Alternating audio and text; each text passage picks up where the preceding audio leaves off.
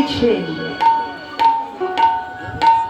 ভক্তের মনোবাঞ্ছা পূর্ণ করিবার তরে গঙ্গার তীরে দাঁড়িয়ে প্রেমানন্দে বাহু তুলে নৃত্য করে। যখন গঙ্গার তীরে নৃত্য করছে, গঙ্গার তীরে বাতাস লেগে প্রভুর শ্রী চরণ ধূলি উড়ে উড়ে গিয়ে পড়ছে সুরধুলি গঙ্গার জলে। একদিকে প্রভুর বদন দর্শন, অন্যদিকে প্রভুর চরণ ধূলি বক্ষে পেয়ে গঙ্গার যেন আনন্দ আর ধরে না। প্রভু নৃত্য করছেন, গঙ্গাও নৃত্য করছে। ভক্ত ভগবানের সঙ্গ করছেন। সকল ভক্তবৃন্দের প্রতি উদ্দেশ্য করে জানাচ্ছি, বাবা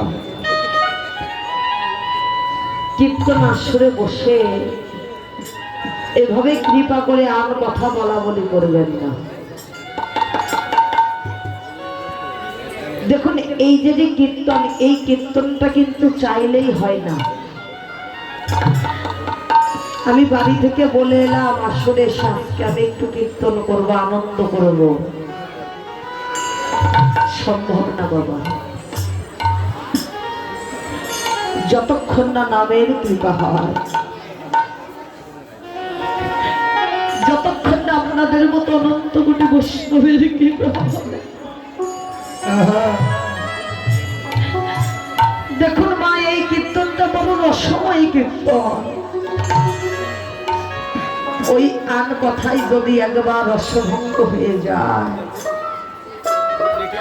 আর ভালো লাগে না। তাই প্রত্যেকের দুটি চরণ ধরে বলছি, মা আমাদের জীবনের তো উত্তর বসতের সময় প্রায় হয়ে গেল।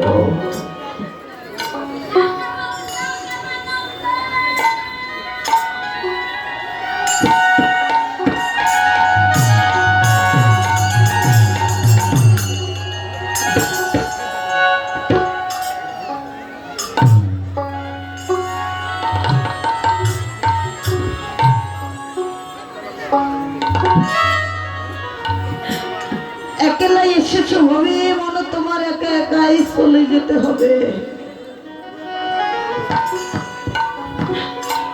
ভক্তির ভগবান গঙ্গার মনোবাঞ্ছা পূর্ণ করছে। কেন? ভগবান আমার নিজ মতনে বললেন, যে যথাং প্রবর্তন্তে মামেকং শরণং ব্রজ তাং তথৈব ভজাম্যহং মোক্ষস্যামি মা ভজ। যে আমাকে যেভাবে ভজনা করে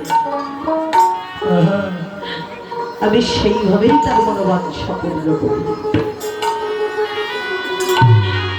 কেউ যদি আমায় বন্ধুরূপে ভজনা করে আমি তার কাছে বন্ধু, কেউ যদি আমায় ভাই রূপে ভজনা করে আমি তার কাছে ভাই, কেউ যদি আমায় পুত্র রূপে ভজনা করে আমি তার কাছে হয়ে যাই পুত্র।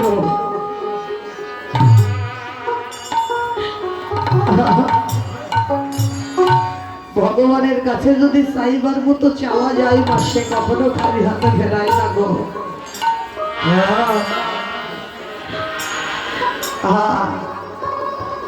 শ্রীরাস মণ্ডলে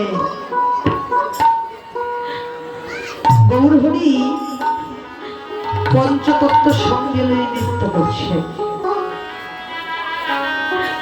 এমন সময় লক্ষ্য করলেন অদূরে এক ভক্ত দাঁড়িয়ে দাঁড়িয়ে কাঁদছে।